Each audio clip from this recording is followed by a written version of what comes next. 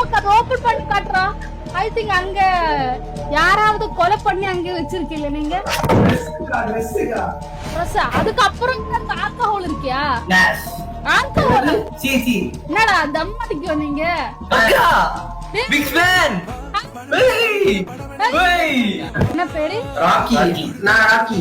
நீ ராக்கி. ரெண்டுக்கும் ரோக்கிவா? டேய் சண்டை போடுற என்னடா அது? நான் மூஞ்சி காமிக்க மாட்டேன்க்கா.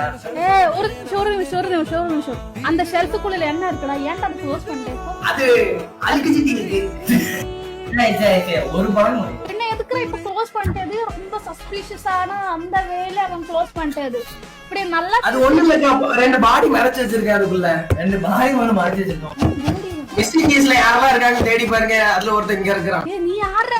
சீசன் சினிமால சைக்கோடா நீ.